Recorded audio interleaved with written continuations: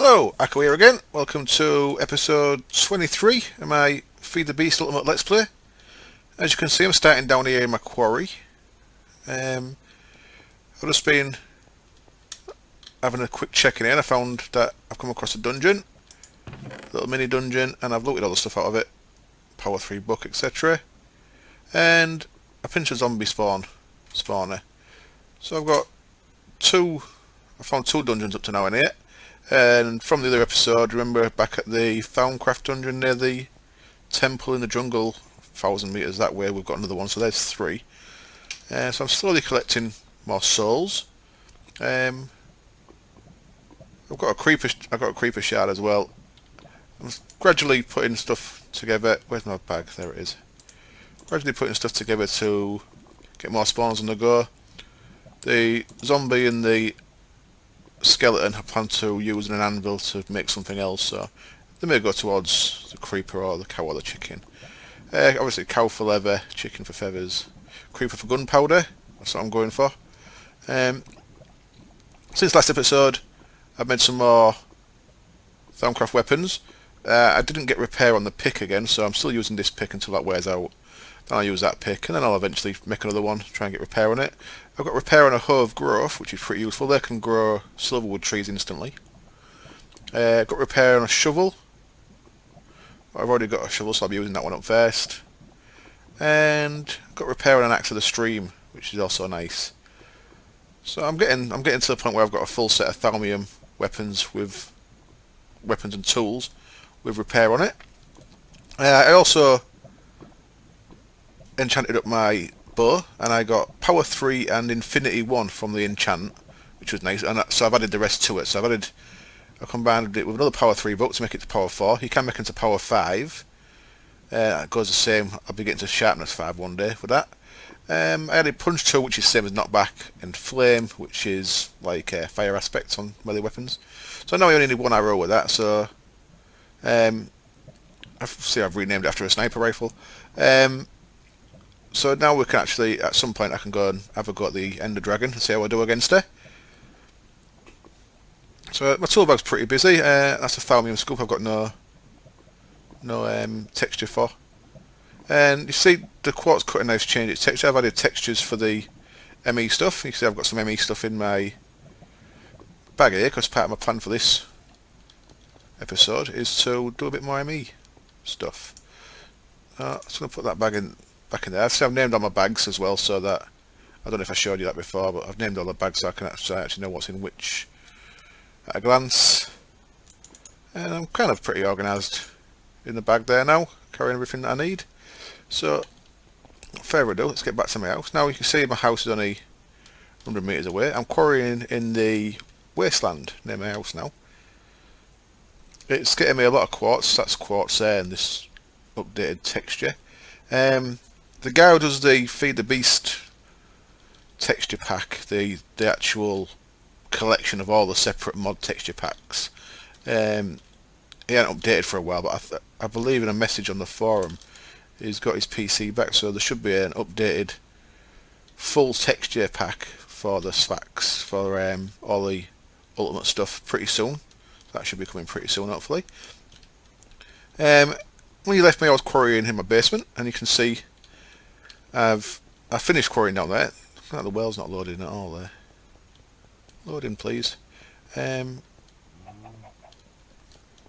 So I've got a basement now. I've started moving some stuff down here, which I'm going to get to in a second. I just want to dump some stuff into the ear at the minute. So what do we need to dump? And farming ingots can go in there. And that's about all to go in there actually. Let's jump over here, back over here again.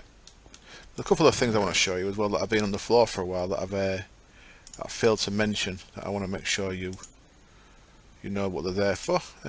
Just dump that in there for now. First thing is this thing. This is called a Forge Lexicon, and you have to put it on a plinth. What's a plinth called? Let me just check. Oops. Mystical plinth. And what that does is the ingots I just got from that dungeon chest are a different item ID to the ingots that I've actually got in my ME network over there. So what I want to do is change them, and I use I believe it's the thermal expansion code, which usually ends in a semicolon and a number.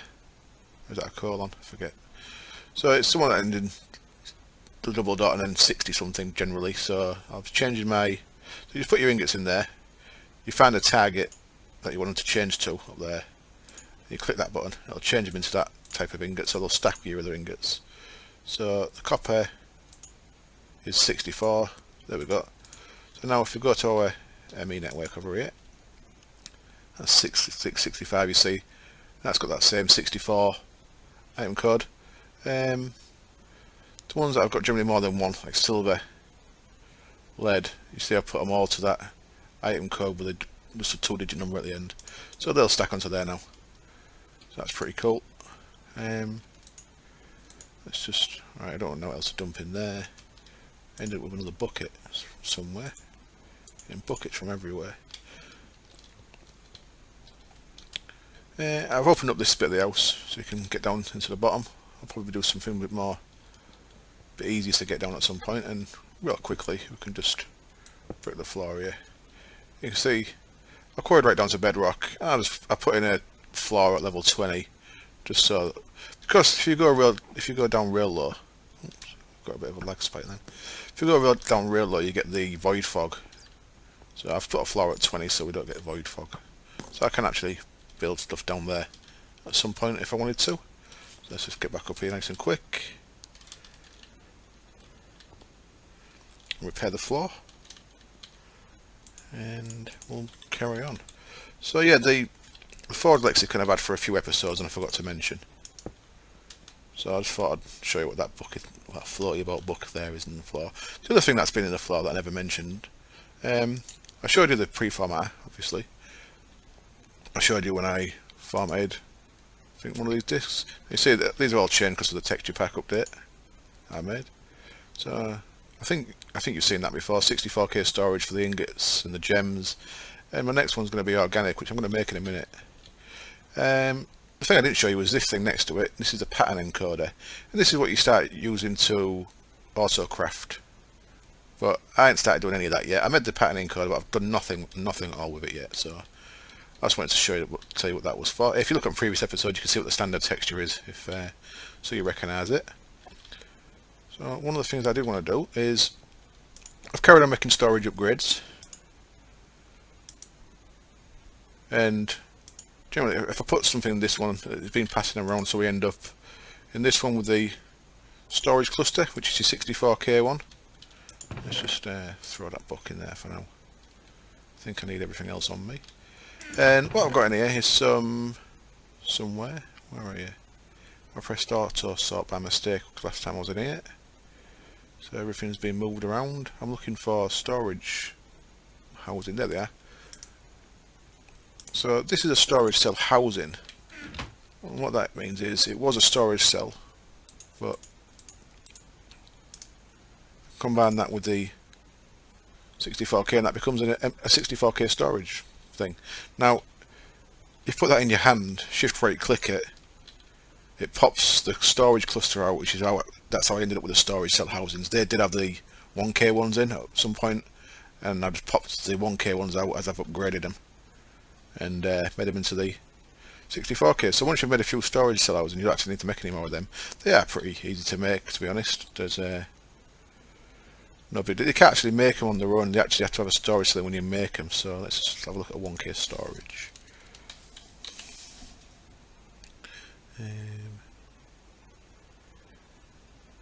So look at the recipe for that. You see, that's your storage cell housing. If you made it with a 1K, you'd end up with that. But then you can shift click and pop that storage cell out. So that's all I'm trying to show you there. So we can put that back together now, and that's 64K now, which is nice. And what I'm going to be doing with that one is I'm going to be taking all this organic stuff off and putting it onto there, and then formatting it to the organic stuff. In fact, that ain't going to take us too long, so let's just do that real quick. So what I want to do is I'll put my existing 1K storage into the format, and that'll put everything that I'm storing into there into the memory there. Now if I put the 64K one in, I can get the same name and do it with a lowercase so I know it's different. Oops. And click format. Now that one's formatted to organic as well now, which is nice. So then I think there's a quicker way of doing this, but I've been kind of doing it semi-manually. I've just been getting all the stuff out and then switching the cells across, putting all the stuff back in. So it's not an ideal way of doing it. I think there's an I/O thing that you can just real quickly put things in and out. But I'll do the rest of that off camera. For now, I can just put the 64K one there, and I'll leave the 1K ones there for now. So, see, I've got this sorted by cell order, so it kind of puts your things roughly in order, which is kind of nice. Put that back in there for now. So that's where a little bit of ME there I wanted to show you. I am going to make a second ME network, and that's going to be downstairs. Some of the things I've moved downstairs. I moved the tank there that had the fuel in it, and I've kind of been setting this up already. I've got my steel production there, which is just using a blast furnace and that. I've moved my water source down there. I'm probably going to keep my laser crafting down here, and I've got a couple of tanks. The first one has got my fuel in it from my refined bees, and the second one I think I'm going to use for DNA. So I made miles too many iron tank components, so I could actually make massive tanks, but at the minute that's all I need. So I've started setting this up. I've got no power to it yet, but this is going to be squeezing the oily propolis, refining it into fuel, putting it into the fuel tank, and then this liquid tesseract, which I have set up but I've not started running yet because I want to wait till the tank's full, goes to tesseract underneath a steam boiler that I put here. So I believe it's in here somewhere. There it is. So, oops, and I've crashed. The clicking things with that pickaxe, that maze breaker, you crash quite a bit. So be careful if you're using one of them. I'll put that sword up there, and I'll click with empty hand just to make sure. So this is a water side, so the opposite side. So there's one there. Let's change that for a red one. There's one on the other side that's fuel, so that'll start supplying my steam boiler when we're ready to go. I've been really slow at getting all this off and running, to be honest. So downstairs is going to be all the buildcraft powered things.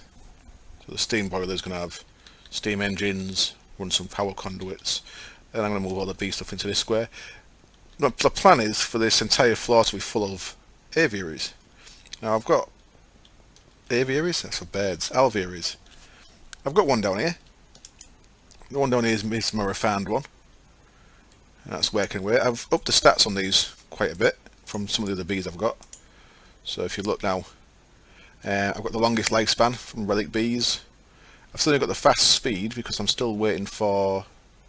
I've been out hunting and I've been unlucky. I've found no valiant. I found one valiant princess, but I need a valiant drone so I can breed it. So I need the valiant bee to get the start bees, which you need to get the thalamic aura bees, which are the fastest. So I haven't done that yet. I've got purify node on here, which is pretty useful because if you look at my bottom left there, my flux is moderate at the minute. About half an hour ago the flux was high here because I was doing some Thaumcraft stuff, making the weapons and stuff. One fertility, so it's not creating extra drones, and I've got the explorer effects, which I keep doing that. Idiot, come on. Explorer effects. So if you stand by me, if you stand by this you can see that my XP bar is going up. That's quite nice. Because it's got the purify node, I'm getting node crystals, aspect crystals. Each time I get 8 of these of the same type, I can turn them into a vial of aspect. So all my bees are going to have these on, so I'm going to end up with loads of extra aspects for Thaumcraft stuff. And these are my oily combs and petroleum combs. Petroleum combs, I'm just storing at the minute at some point, depending on how many of them I get. I may start making biofuel and putting that in a tank. Well, oily combs are doing me alright for now. Now, there's something with bees that I didn't realise, actually.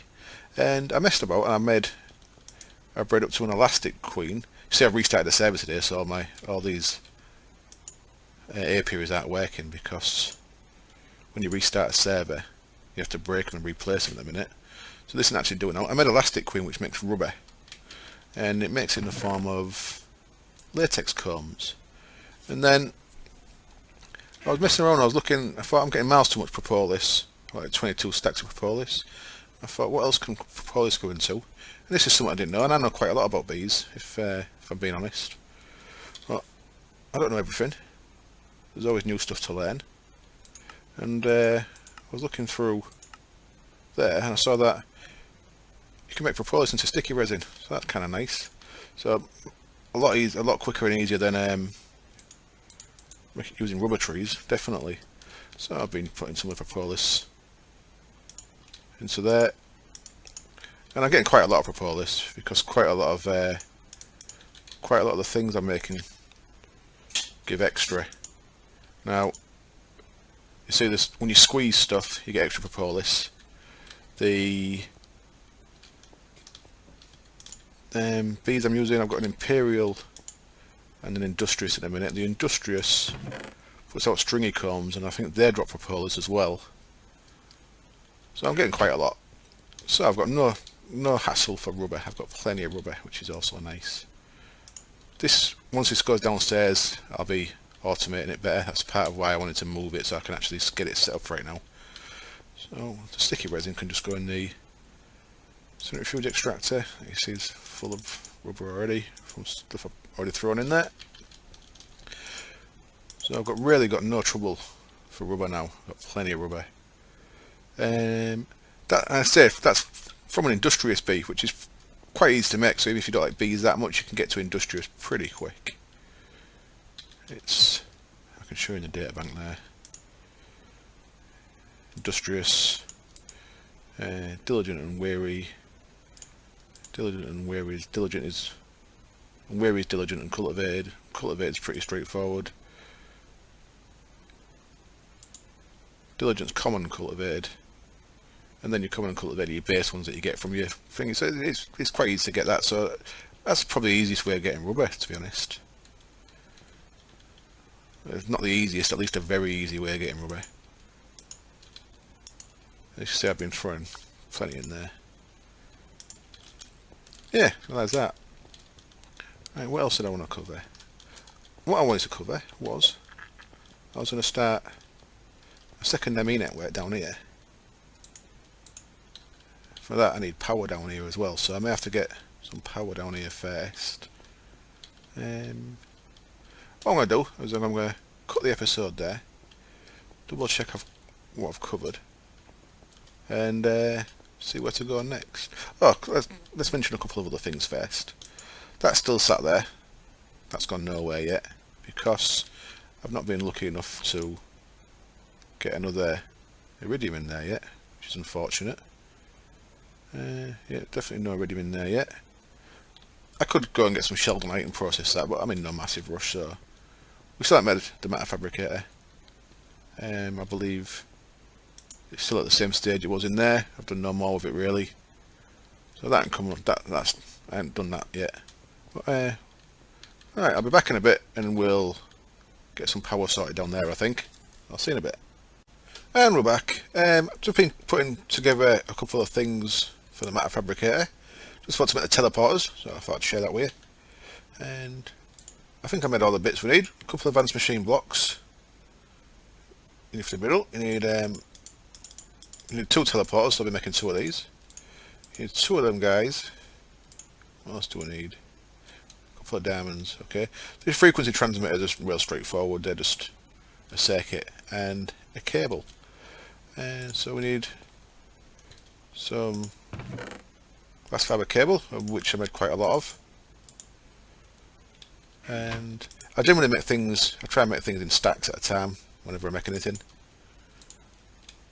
unless it's something I know I'm not going to need many of. So there we go, there's our 2 teleporters. That gets that bit out of the way. So next we need our 2 highly advanced machine blocks. Now we can use the steel machine hulls for them, so I'm going to go that route. And I made some chrome and some titanium yesterday. So we've only got enough chrome just to get us what we need. And there's enough titanium. So all this other stuff, let me just chuck in there for now. I made a few extra circuits because they always come in handy. Okay, we need a couple of these guys, machine parts, and I think we've got enough steel. I'll just put some more in there. So yep, so we need 16 steel, and we're going to need some steel for the steam engines that I need to make as well. So I shall make some of them in a minute. So there's our 2 steel machine hulls, and then you just surround them with your chrome and your titanium in that order. And there we go, 2 highly advanced machine blocks, so they can go in there. And now all we're missing is the Lapatronic energy orb, and of course that is what we need the iridium plate for. I suppose I could make the Lapatron crystals, but we haven't really got anywhere to put them at the minute, so we'll leave them as they are for now. We'll make them when we need them. Just making a few more silicon plates while I remembered. Got another 5 solar panels.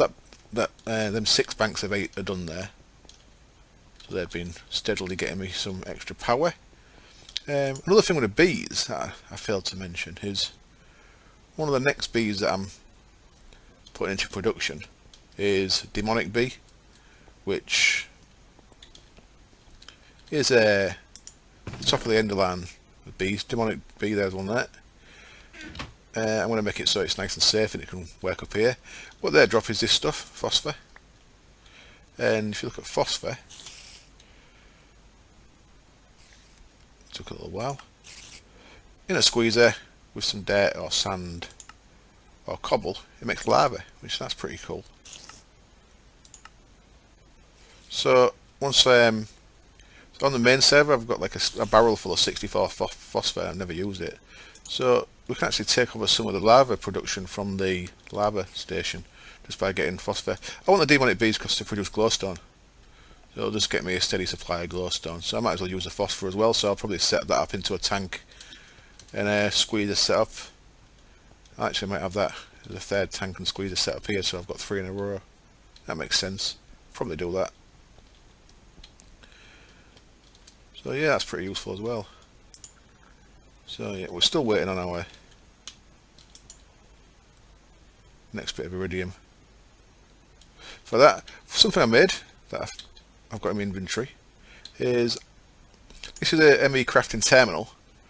Well, you can upgrade this to an ME crafting, sorry, this is an ME interface terminal. What's it called again? ME Access Terminal, that's what I'm thinking of, that's what that one is. And you can upgrade that to a ME Crafting Terminal, which I've got one here. I haven't placed it yet, so I thought I'd place it on camera. So I'm just going to break that one and swap that for the Crafting Terminal. And now, if we look in there, we've still got all our stuff in the same order, but it's a bit of a littler window. All that's still there, and now we can use that as a crafting bench as well, which is kind of awesome. So I can craft things directly in there. So that's quite nice, yeah. I've got some stuff for making some more tesseracts, but I found some more, so I don't actually need them just yet, so let's put them out of the way. So this stuff here is for the downstairs. What I needed, what I didn't have any of, was some redstone conduit, because until we get the steam boiler running, I still need to run the redstone conduit from here. So I made some hardened glass, I believe, it should be in the bottom of here somewhere. There we go. And I'm just going to take, let's take 8 of them for now. And of course we're going to need some electrum, which I don't think I've got much of. No, so I'll make some more electrum, which you need gold and silver for, in induction smelter. So let's sling them in there. That'll get us a bit of electrum. We've got quite a backlog of copper again. You tend, when your quarry is at the top half of its work, you get a lot of copper backup, and then once the copper stops coming in, you start getting more of the other stuff that produces your rich slag. So that'll actually use the copper up. So you do need a bit of a buffer place to store your copper. As you see, I should have some in here as well. See, look, I've got quite a lot. But eventually that'll catch up and we'll have plenty of copper. It's not actually my lowest, gold's my lowest at the minute, so I might actually swap that for gold for a while. Get a bit more gold built up. But we'll see. We'll see. So our electrum should be coming into there. And also we're going to, of course, need some liquid redstone. So I can put that into there while we're waiting. I maybe put too much in there, but we can use the... Sorry, a bit confused myself there. You can use the portable tanks that are on top of the... There they are over there. Using portable tanks, just connect them up to your liquid transposer, and you can actually pump the spare liquid stuff into one of them tanks if you need. Say if I needed to get some ender pearl juice in there quick, and I still had a lot of redstone in there, I could just put it into one of the portable tanks nice and easy. Always useful. There we go, 32 conduits should do us. I think that's probably to that full stack of... I think that'll work out right for that full stack of redstone, so it's like I planned it. Just like I planned it.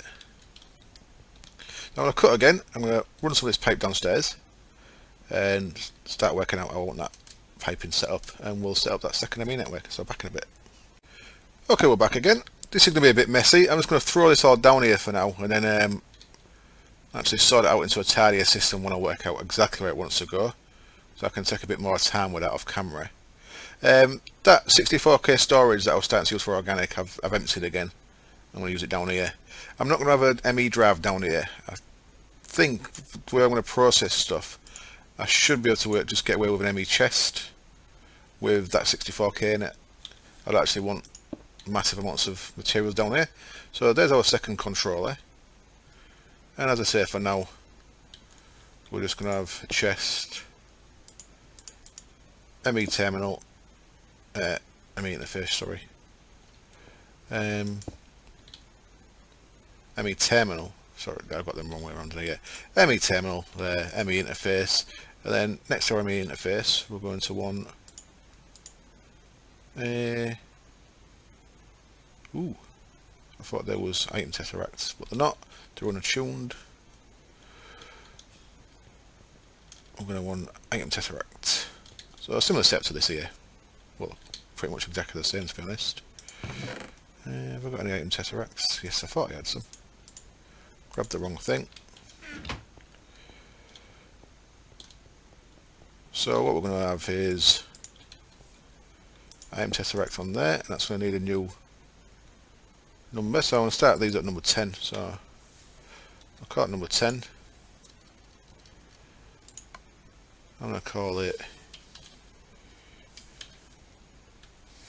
B in. I want that off. I want this to receive only, and I'll put things through there and into there. So that's all how I want it. I'm struggling with my FPS a little bit at the minute. I don't really know why. And now grab things out of here. Now this will eventually be one big pipe network connecting all the alveries together, but until I get that sorted out. Be in. There we go. Disable that, and well, that's a send only. So now our B products from that alvear at least should be going into there, and we'll do this one as well. It's not too full. I'm going to struggle for space, I think. I am. Let's sling all that in there for now.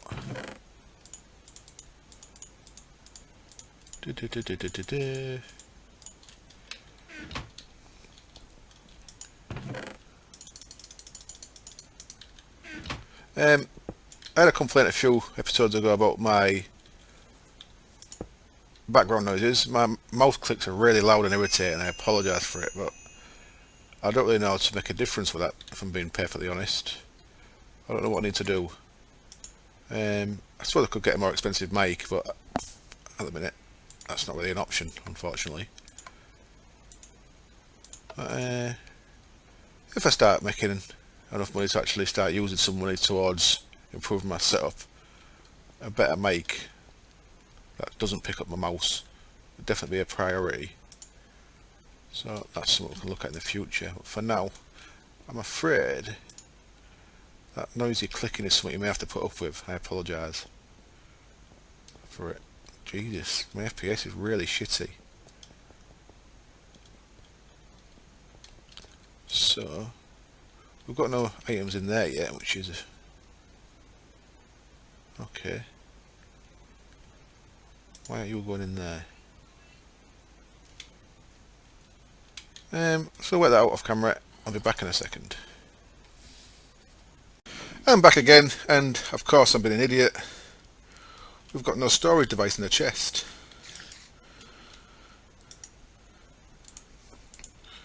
There we go, we've got a storage device in there. And there we go, we've got our bits in. Awesome. So next, what we're going to do is ME export bus. Well, let's see if this works. And ME cable. Yep, it's in the right place. So ME export bus, first of all, I need to grab an oily comb out of there. No, I've missed a step on it. I need to squeeze into the centrifuge first. So yeah, I'm going to have to do a bit more messing around with this off camera, and I shall show you it all at the start of the next episode. But for now, what we can do is, I've got some oily propolis in there. So I need the intermediate step of centrifuges. Now, I'm going to have quite a lot of alveries, so I'm going to need a multiple setup on the centrifuges. So I'm going to make some factorization routers to handle the input and output for that. So I'll probably start the next episode showing you how we do that, because that takes a little bit of doing. Not in a bad way, just takes a little bit of setting up.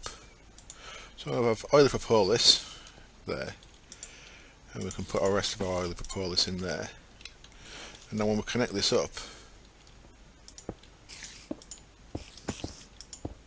to the network, we should start getting, there we go, oily propolis put in there. We're also going to need a exit from that, aren't we? Because we're going to end up with propolis up there. So we're going to need an ME input bus to put the propolis out of the system back into there. I have to work out which side that has to go on. So that's something else for the next episode. So yeah, start of the next episode will be, this should be a bit tidier, and we shall sort out how to make a factorization router, and we're going to need something else. We're going to need a machine filter, so I'm going to make a little setup to make the bits you need for a machine filter, which we call a logic matrix identifier. And for that we're going to add a factorization producer onto our little network here, and we're going to do it that way. So hopefully you'll join me for that episode. Thank you very much for the extra subscriptions. I'm getting around 20 a day. I'm losing a couple a day as well, but I'm gaining around 20 a day, so it's all very positive. Thank you very much for hitting the button, and thank you very much for any likes, and hopefully you'll join me next time. So for now I'll say bye bye, cheers, bye.